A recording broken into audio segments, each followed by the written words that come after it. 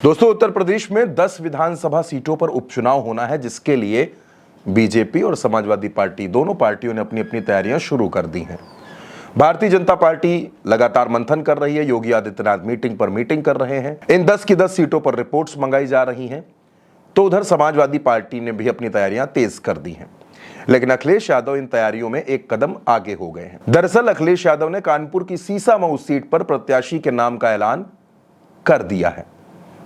सीसामऊ की सीट से समाजवादी पार्टी के इरफान सोलंकी विधायक थे, लेकिन एक मामले में 7 साल की सजा होने के बाद इरफान सोलंकी की सदस्यता खत्म हो गई। हालांकि इरफान सोलंकी हाईकोर्ट गए हैं, उन्होंने हाईकोर्ट में याचिका दायर की है, लेकिन उपचुनाव की आशंका को देखते हुए अगर वहां उपचुनाव होता है तो ऐसे में समाजवादी पार्टी ने इरफान सोलंकी की पत्नी नसीम सोलंकी को चुनाव लड़ाने की तैयारी कर ली है। नसीम सोलंकी को यह जानकारी दे दी गई है। दोस्तों, इरफान सोलंकी लंबे वक्त से सीसामऊ सीट से विधायक हैं। तकरीबन 17 वर्षों से इरफान सोलंकी विधायक हैं, समाजवादी पार्टी के नेता हैं और कानपुर क्षेत्र में बेहद प्रभावशाली नेता माने जाते थे। लेकिन कानपुर में एक बुजुर्ग महिला की झोपड़ी को जलाए जाने के मामले में इरफान सोलंकी को जेल भेजा गया। पहले वो कानपुर जेल में थे, फिर महाराजगंज की जेल में गए और अब इरफान सोलंकी को 7 साल की सजा हुई है। सीसामऊ की सीट दरअसल समाजवादी पार्टी के पक्ष वाली सीट है। इस सीट पर इरफान सोलंकी के साथ सिंपैथी रखने वाले वोटर्स की संख्या भी बहुत ज्यादा है और अखिलेश को लगता है कि समाजवादी पार्टी और कांग्रेस के गठबंधन के साथ पीडीए की फॉर्मूले के साथ इस सीट पर चुनाव निकालना बेहद आसान रहेगा। इसीलिए यह बहुत पहले से तय था कि इरफान सोलंकी की सीट पर टिकट उनके परिवार में ही रहेगा।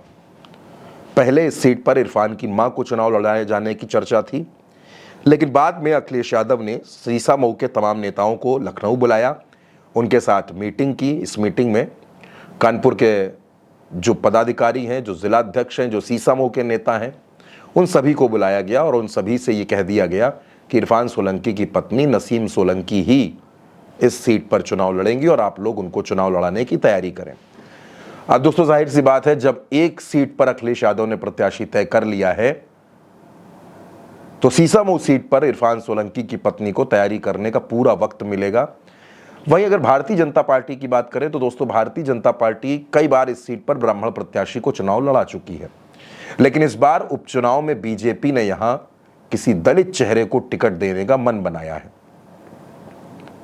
बीजेपी को लगता है कि दलित चेहरे को टिकट देकर वो इस सीट पर चुनाव जीत सकती है। दोस्तों, कानपुर में बीजेपी के रमेश अवस्थी चुनाव जीतकर सांसद बने हैं और ऐसे में बीजेपी को यह लगता है कि ब्राह्मण वोटर्स को रमेश अवस्थी के चेहरे पर मैनेज किया जा सकता है। लेकिन सीसामऊ की सीट पर अगर इरफान सोलंकी की पत्नी नसीम सोलंकी चुनाव लड़ रही हैं तो उनके सामने दलित कार्ड खेलकर बीजेपी अपने पक्ष में माहौल बना सकती है और इस सीट पर चुनाव जीत भी सकती है। दोस्तों, कई और सीटों पर भी उपचुनाव होना है, जिसमें कुंदरकी है, कटहरी है, मिल्कीपुर है, खैर है, गाजियाबाद सदर है, करहल है।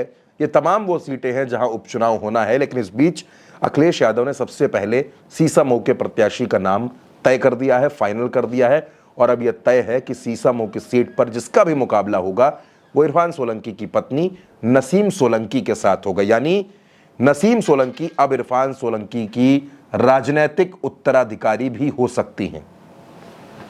मुकाबला कैसा होगा, चुनाव के क्या परिणाम होंगे, ये तो बाद में पता चलेगा, लेकिन दोस्तों फिलहाल सीसामऊ की लड़ाई बहुत दिलचस्प है। दोस्तों, ये खबर आप मेरे साथ उल्टा चश्मा यूसी पर देख रहे थे। मेरा नाम चंद्रकांत है और अगर आपने चैनल को सब्सक्राइब नहीं किया है तो उल्टा चश्मा यूसी को सब्सक्राइब जरूर कीजिए। सच्ची और ईमानदार पत्रकारिता की आवाज को बुलंद कीजिए।